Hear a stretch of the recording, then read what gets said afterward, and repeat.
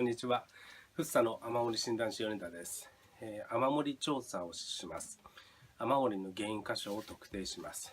そして修理工事を提案します。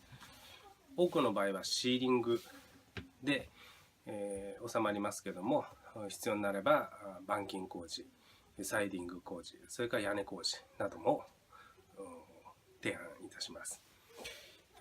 弊社は福生市です。福生市内であれば5分かかっても10分でどこでも行き着きますので、お気軽にお電話ください。お待ちしてます。